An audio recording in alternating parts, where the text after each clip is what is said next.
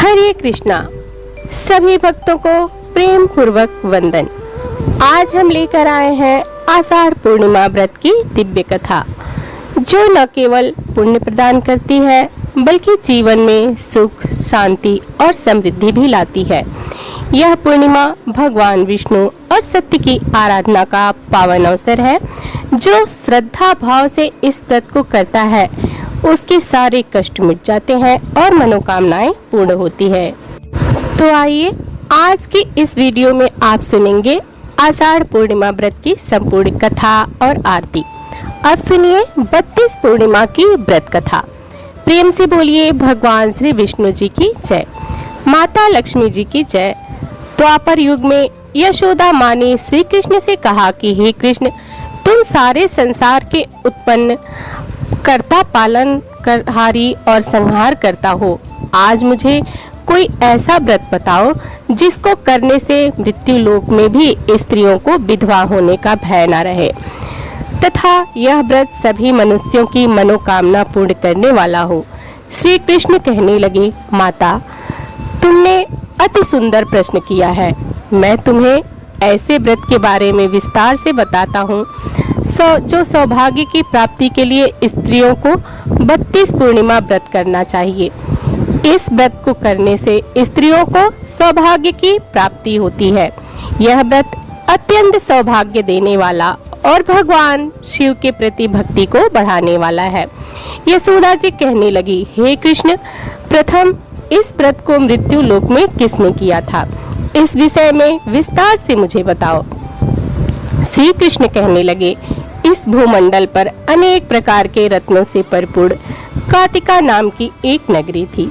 वहाँ चंद्रहास नामक राजा राज्य करता था। उसी नगर में धनेश्वर नाम का एक ब्राह्मण था और उसकी स्त्री अति सुशीला रूपवती थी। दोनों ही उस नगरी में बड़े प्रेम से रहते थे। घर में धन धान्य आदि की कोई कमी नहीं थी, परंतु उनको बड़ा दुख था कि उनकी कोई संतान नहीं थी। एक समय एक बड़ा योगी उस नगरी में आया। वह योगी उस ब्राह्मण के घर को छोड़कर अन्य सभी घरों से भिक्षा लेकर भोजन किया करता था। वह सब रूपवती से कभी भिक्षा नहीं लेता। एक दिन वह योगी रूपवती से भिक्षा न लेकर किसी अन्य घर से भिक्षा लेकर गंगा किनारे जाकर भोजन को प्रेम पूर्वक ग्रहण करने लगा कि धनेश्वर ने योगी का यह सब कार्य देख लिया। अपनी भिक्षा के अनादर से दुखी होकर धनेश्वर योगी से बोला, हे महात्मन, आप सब घरों से भिक्षा लेते हैं परंतु आप मेरे घर की भिक्षा कभी नहीं लेते, इसका क्या कारण है? योगी ने कहा, निसंतान के घर की भीख पतितों के अन्न के तुल्य होती है और जो पतितों का अन्न खाता है वह भी पतित हो जाता है। क्योंकि तुम निसंतान हो, इसलिए पतित हो जाने के भय से मैं तुम्हारे घर की भिक्षा नहीं लेता। धनेश्वर योगी की यह बात सुनकर बहुत दुखी हुआ और हाथ जोड़कर योगी के पैरों में गिर गया और कहने लगा, महाराज, यदि ऐसा है तो आप पुत्र प्राप्ति का उपाय बताइए। आप सर्वज्ञानी हैं, मुझ पर कृपा कीजिए। हे भगवान, मेरे घर में धन की कोई कमी नहीं है, परंतु मैं पुत्र न होने के कारण अत्यंत दुखी हूँ। आप मेरे इस दुख का हरण करें, आप सामर्थ्यवान हैं। यह सुनकर योगी कहने लगा कि हे ब्राह्मण, तुम चंडी की आराधना करो। घर आकर उसने अपनी पत्नी से सब वृतांत कहा और स्वयं तप करने के लिए वन में चला गया। वन में जाकर उसने चंडी की उपासना की और उपवास किए चंडी ने 16वें दिन उसको स्वप्न में दर्शन दिया और कहा, धनेश्वर, जा, तेरे घर पुत्र होगा, परंतु वह 16 वर्ष की आयु में ही मृत्यु को प्राप्त हो जाएगा।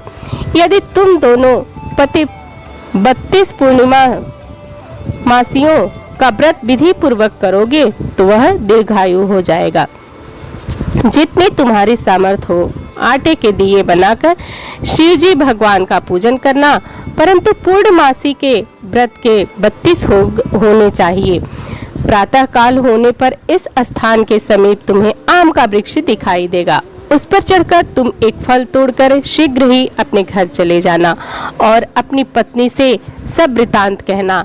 ऋतु स्नान के पश्चात वह स्वच्छ होकर श्री शंकर भगवान का ध्यान करके उस फल को खा लेगी। शंकर भगवान की कृपा से उसको गर्भ हो जाएगा। जब वह ब्राह्मण प्रातः काल उठा तो उसने एक स्थान के पास ही आम का वृक्ष देखा, जिस पर एक अत्यंत सुंदर आम का फल लगा हुआ था। उस ब्राह्मण ने उस आम के वृक्ष पर चढ़कर फल को तोड़ने का प्रयत्न किया, परंतु वृक्ष पर कई बार प्रयत्न करने पर भी वह चढ़ नहीं पाया। तब उस ब्राह्मण को चिंता हुई। तब विघ्न विनाशक श्री गणेश भगवान की वंदना करने लगा। हे दयानिधि, आप अपने भक्तों के विघ्नों का नाश करके उनके मंगल कार्य को करने वाले, दुष्टों का नाश करने वाले, रिद्धि सिद्धि प्रदान करने वाले, आप मुझ पर कृपा करके इतना बल दें कि मैं अपने मनोरथ को पूरा कर सकूं। इस प्रकार गणेश जी की प्रार्थना करने पर उनकी कृपा से धनेश्वर वृक्ष पर चढ़ गया और उसने सुंदर आम के फल को तोड़ लिया। और धनेश्वर ने सोचा कि वरदान से फल मिला था, यह वही है और कोई फल तो दिखाई नहीं दे रहा।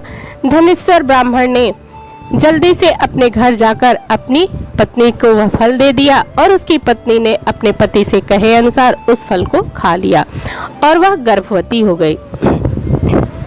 देवी जी की असीम कृपा से उसे एक अत्यंत सुंदर पुत्र उत्पन्न हुआ, जिसका नाम उन्होंने देवीदास रखा।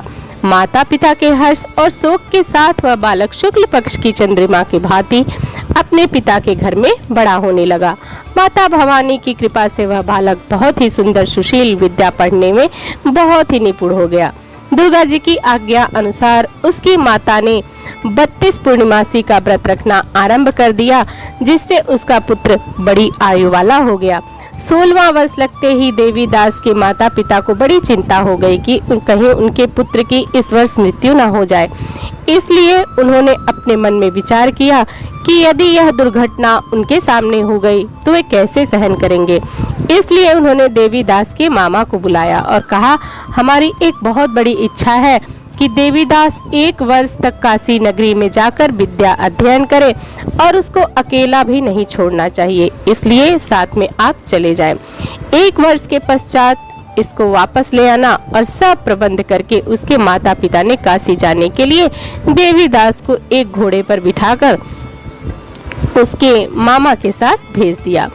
परंतु यह बात उसके मामा को किसी और से नहीं बताई।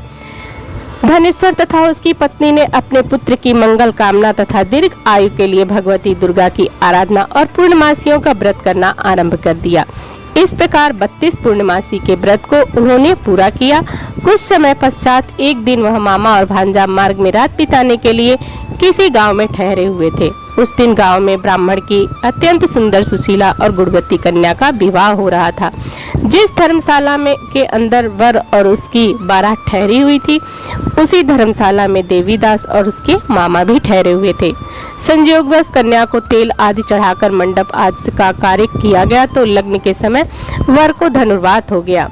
इसलिए वर के पिता ने अपने कुटुंबियों से विमर्श करके निश्चय किया कि यह देवीदास मेरे पुत्र जैसा ही सुंदर है, मैं इसके साथ ही लग्न करवा दूं और इसके बाद विवाह के अन्य कार्य मेरे लड़के के साथ हो जाएंगे।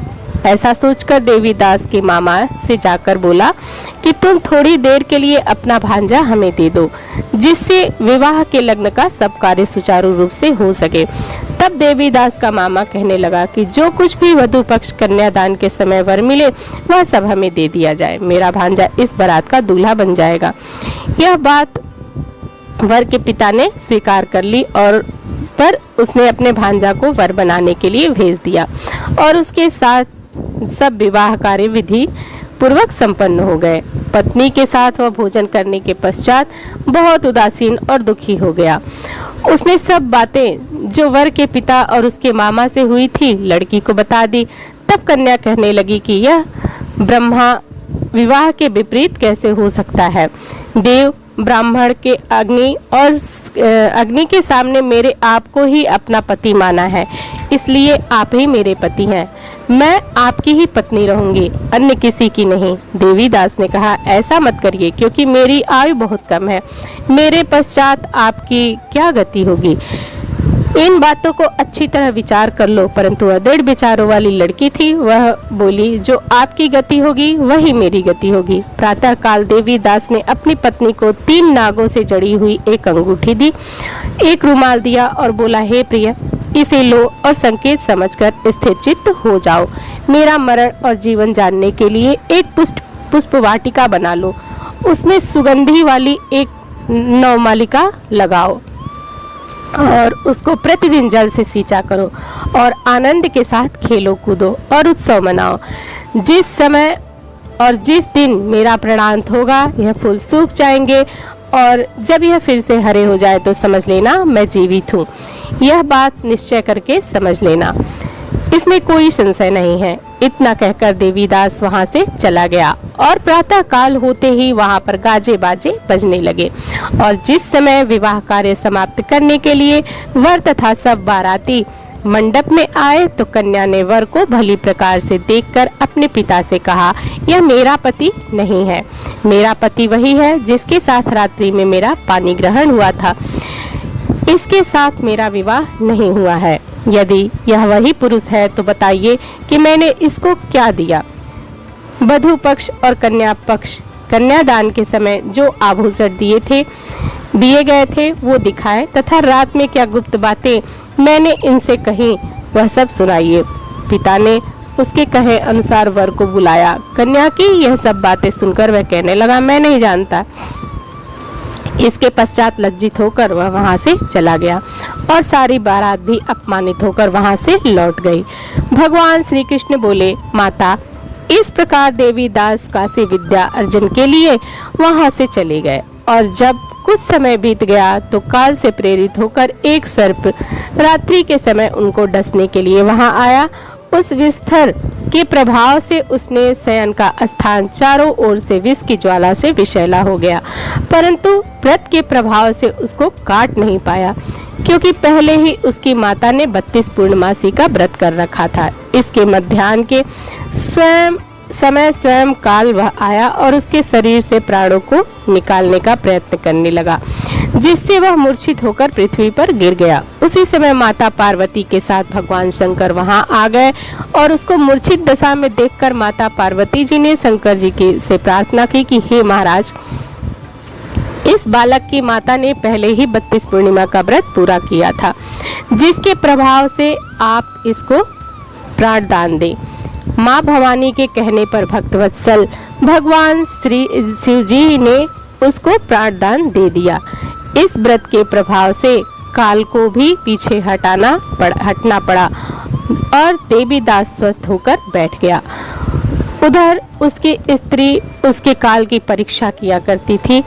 जब उसने देखा कि उस पुष्प वाटिका में पुष्प कुछ भी नहीं रहे हैं तो उसको अत्यंत आश्चर्य हुआ, लेकिन जब वह जैसे ही हरी भरी हो गई तो वह जान गई कि अब उसका पति ठीक ठाक है, वह जीवित हो गया है। यह देखकर वह बहुत प्रसन्न हो उठी। अपने पिता से कहने लगी कि पिताजी, मेरे पति जीवित हैं, आप उनको ढूंढिए। जब 16 वर्ष व्यतीत हो गया तो देवीदास भी अपने मामा के साथ काशी चला गया। इधर उसके ससुर को उसको ढूंढने के लिए अपने घर से जाने ही वाले थे कि वे दोनों मामा भांजे वहां पर आ गए और उनको आया हुआ देखकर उनके ससुर को बड़ी प्रसन्नता हुई और वह उन्हें अपने घर में ले गए। उस समय नगर के निवासी भी वहां इकट्ठे हो गए थे और सबने निश्चय किया कि अवश्य ही इस बालक के साथ कन्या का विवाह हुआ था। उस बालक को कन्या ने जब देखा तो पहचान लिया कि यह तो वही है जो संकेत करके गया था। कुछ दिन बाद देवीदास ने अपनी पत्नी और मामा के साथ अपने ससुर के घर से बहुत सारे उपहार लेकर अपने माता पिता के घर गए। वह गांव के निकट पहुंचने पर कई लोग उठकर उसके माता पिता को पहले ही खबर देने के लिए चले गए कि तुम्हारा पुत्र देवीदास अपनी पत्नी और मामा के सहित आ रहा है। ऐसा समाचार सुनकर माता पिता को विश्वास नहीं हुआ, परंतु जब और लोगों ने भी आकर यही बात उन्हें बताई तो उनको बड़ा आश्चर्य हुआ। लेकिन थोड़ी देर में देवीदास ने आकर अपने माता पिता के चरणों में अपना सर रखकर प्रणाम किया और उनकी पत्नी ने अपने सास ससुर के चरणों को स्पर्श किया तो माता पिता ने अपने पुत्र और पुत्रवधू को हृदय से लगा लिया और दोनों की आंखों में प्रेम आंसू बहने लगे। अपने पुत्र और पुत्रवधू के आने की खुशी में धनेश्वर ने बड़ा ही भारी उत्सव किया और ब्राह्मणों को दान दक्षिणा देकर प्रसन्न किया। श्री कृष्ण भगवान कहने लगे, इस प्रकार धनेश्वर 32 पूर्णमासियों के व्रत के प्रभाव से पुत्रवान हो गया। जो भी स्त्रियां 32 पूर्णमासी के व्रत को करती हैं, वे जन्म जन्मांतर में वैधव्य का दुख नहीं भोगती और सदैव सौभाग्यशाली रहती हैं। व्रत करने वाला चाहे स्त्री हो या पुरुष हो, भगवान शंकर की कृपा से संसार के सकल आनंद भोग कर अंत में आवागमन रहित होकर शिवलोक को प्राप्त होता है। प्रेम से बोलिए श्री लक्ष्मी नारायण भगवान की जय, उमा महेश्वर भगवान की जय। अब सुनिए पूर्णिमा व्रत की दूसरी कथा।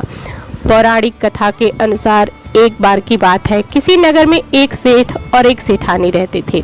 सेठानी प्रतिदिन श्री हरि भगवान विष्णु की पूरी श्रद्धा से पूजा अर्चना किया करती थी, लेकिन उसकी पूजा करना उसके पति यानी सेठ को बिल्कुल भी पसंद नहीं था। इसी कारण सेठ ने एक दिन अपनी पत्नी को घर से निकाल दिया। घर से निकाले जाने के बाद सेठानी जंगल की तरफ निकल पड़ी और रास्ते में जाते समय सेठानी ने जंगल के में 4 आदमी को देखा जो मिट्टी खोद रहे थे। तब सेठानी उन आदमी के पास गई और उन लोगों से कहा, कृपया आप मुझे किसी काम पर रख लें। इसके बाद चारों आदमी ने सेठानी को नौकरी पर रख लिया। सेठानी के हाथ पांव बहुत ही कोमल थे, इस वजह से काम करते करते उसके हाथ पैर में छाले पड़ गए। सेठानी के हाथों को देखकर चारों आदमी ने कहा कि तुम यह काम छोड़ दो, तुम किसी अच्छे घर के खानदान की लगती हो, इसकी वजह से तुम्हारे घर के काम में हाथ बटा दो। सेठानी इस काम के लिए राजी हो गई। फिर वे चारों आदमी सेठानी को अपने घर ले गए। वहाँ चारों आदमी हर दिन 4 मुट्ठी चावल लाते थे और आपस में बांटकर उसे खा लेते थे। यह देखकर सेठानी को बहुत बुरा लगा। अगले दिन सेठानी ने चारों से कहा, सुनो भाई, तुम लोग घर से 4 मुट्ठी की जगह 8 मुट्ठी चावल लेकर आना। सेठानी के कहे अनुसार चारों आदमी अगले दिन 8 मुट्ठी चावल लेकर आए। उस चावल को सेठानी ने पकाकर सबसे पहले भगवान विष्णु को भोग लगाया और फिर चारों आदमियों को परोसा। जब चारों आदमी ने उस भोग लगाए भोजन को खाया तो उन लोगों को बहुत स्वादिष्ट लगा। उन्होंने सेठानी से कहा, बहन, आज तो तुमने खाना बनाया है वह बहुत स्वादिष्ट है। इस पर सेठानी ने कहा, यह भोजन भगवान विष्णु का जूठा है, इसी वजह से आप लोगों को यह बहुत स्वादिष्ट लग रहा है। उधर सेठानी के जाने के बाद से सेठ भूखा रहने लगा। आसपास के लोग उसे देखकर ताने भी मारते थे कि यह आदमी सिर्फ अपनी पत्नी की वजह से ही भोजन किया करता था।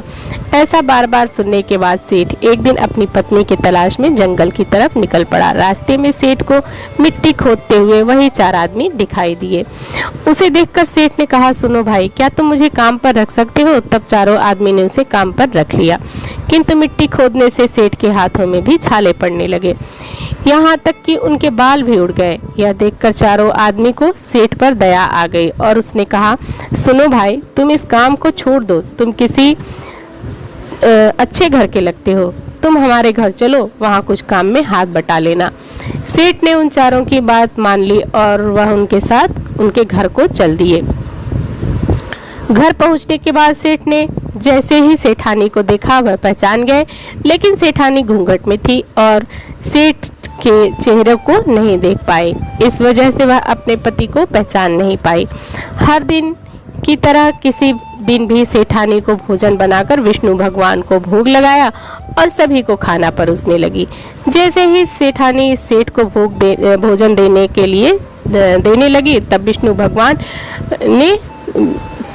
भगवान ने सेठानी का हाथ पकड़ लिया और कहा, यह तुम क्या कर रही हो? यह सुनकर सेठानी ने कहा, मैं कुछ नहीं कर रही, मैं तो बस भोजन दे रही हूँ।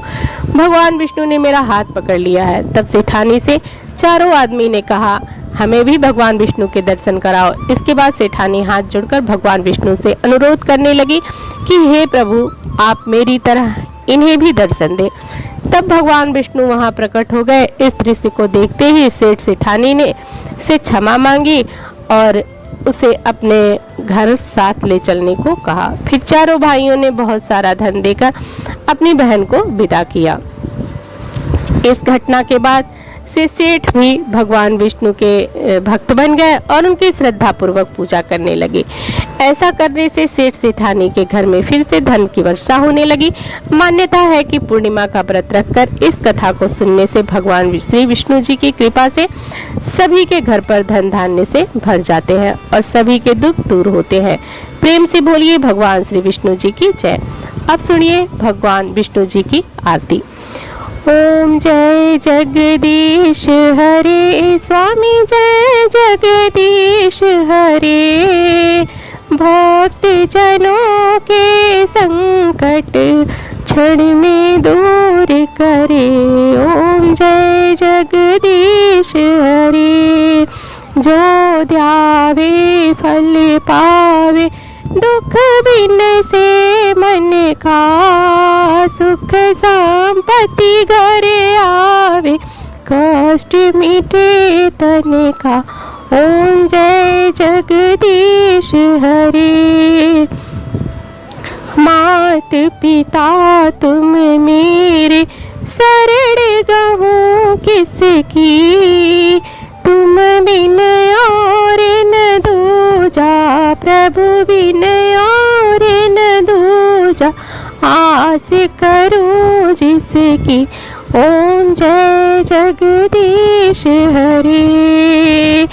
तुम पूर्ण परमात्मा, तुम अंतर्यामी। पार ब्रह्म परमेश्वर, तुम सबके स्वामी। ओम जय जगदीश हरे। तुम करुणा के सागर, तुम पालन करता। मैं मूर्ख खल कामी, कृपा करो भरता। ओम जय जगदीश हरे। तुम हो एक अगोचर, सबके प्राणपति। किस विधि मिलूं दया मैं तुमको, मैं कुमति। ओम जय जगदीश हरे। तुम हो एक अगोचर, सबके प्राणपति। किस विधि मिलूं दया मैं तुमको, मैं कुमति। ओम जय जगदीश हरे। दीन बंधु दुख हरता, तुम ठाकुर मेरे। अपने हाथ उठाओ, अपनी शरण लगाओ। द्वार पड़ा तेरे। ओम जय जगदीश हरे। विषय विकार मिटाओ, पाप हरो देवा। श्रद्धा भक्ति बढ़ाओ, संतन की सेवा। ओम जय जगदीश हरे। तन मन धन सब है तेरा, स्वामी सब कुछ है तेरा। तेरा तुझको अर्पण क्या लागे मेरा। ओम जय जगदीश हरे। हो श्री जगदीश स्वामी जी की आरती, जो कोई नर गावे। कहत शिवानंद स्वामी, मन वांछित फल पावे। ओम जय जगदीश हरे। भक्त जनों के संकट क्षण में दूर करे। ओम जय जगदीश हरे। प्रेम से बोलिए भगवान विष्णु जी और माता लक्ष्मी जी की जय। आपको यह कथा पसंद आई हो तो वीडियो को लाइक करिएगा, शेयर करिएगा। कमेंट में भगवान श्री लक्ष्मी नारायण जी और श्री उमा महेश्वर भगवान जी की जय जरूर लिखिएगा और हमारे चैनल को सब्सक्राइब जरूर करिएगा। और इसी के साथ श्री सत्यनारायण भगवान की कथा की वीडियो भी हमारे चैनल पर आप जरूर सुनिएगा। जय श्री राधे कृष्णा। आप सभी का दिन शुभ और मंगलमय हो।